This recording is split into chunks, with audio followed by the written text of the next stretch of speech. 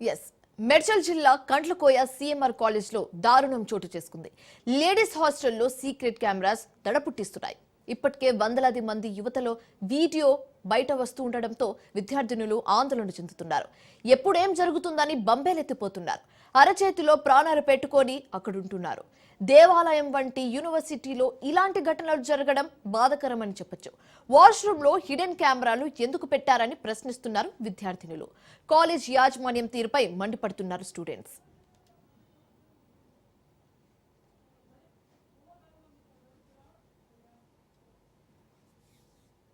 Right గా ఈ hidden camera కేసుకు సంబంధించి మరింత తాజా సమాచారం మా కరెస్పాండెంట్ పవన్ లైవ్ ద్వారా అందిస్తారు.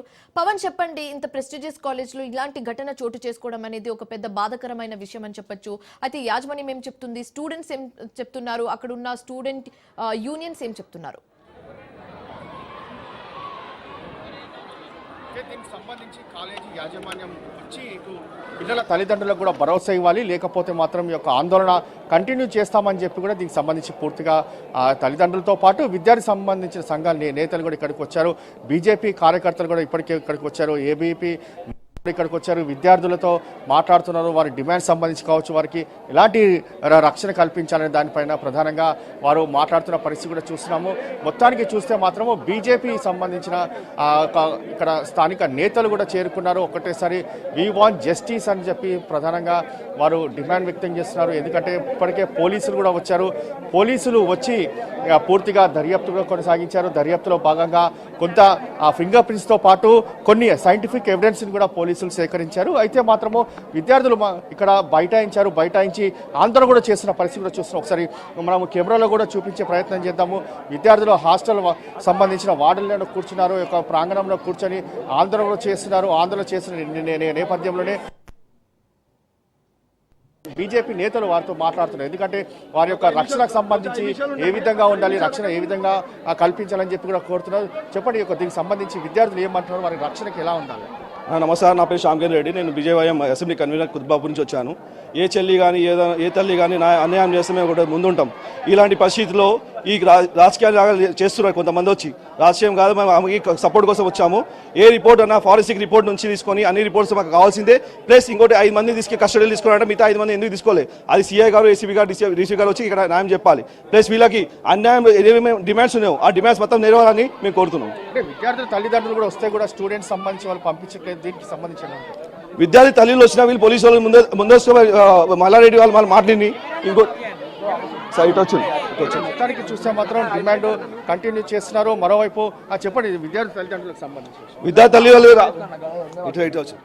విద్యార్థి తల్లిదండ్రులు ఆవేదన నడుస్తుంది. ఆల్రెడీ మేము వాళ్ళు విద్యార్థి తల్లిదండ్రులు మాట్లాడడం జరిగింది.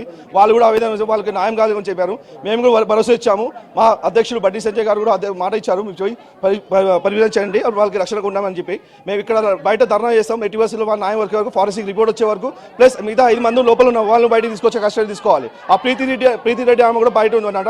ఆమెను తక్షణమే అరెస్ట్ చేయాలని కోరుతున్నాం.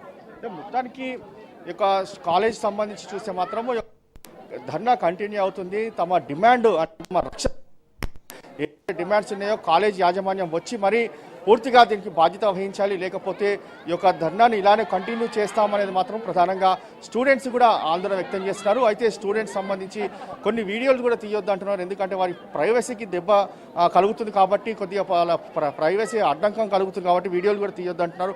మరోవైపు మాత్రం బీజేపీకి సంబంధించి కావచ్చు, ఇతర విద్యార్థి సంఘాలు కూడా పూర్తిగా మద్దతు తెలుపుతున్నాయి. అంతేకాకుండా కాలేజీకి సంబంధించిన యాజమాన్యం పైన చర్యలు తీసుకోవాలి, అంతేకాకుండా వారి పైన కూడా కేసులు పెట్టి వారిని కూడా అరెస్ట్ చేయాలనేది మాత్రం ప్రధానంగా దీనికి సంబంధించి డిమాండ్ వ్యక్తం చేస్తున్న పరిస్థితి కూడా చూస్తున్నాము. ఓవరాల్గా చూస్తే మాత్రము కాలేజీలో ఉద్రిక్త వాతావరణం కంటిన్యూ అవుతూనే ఉంది.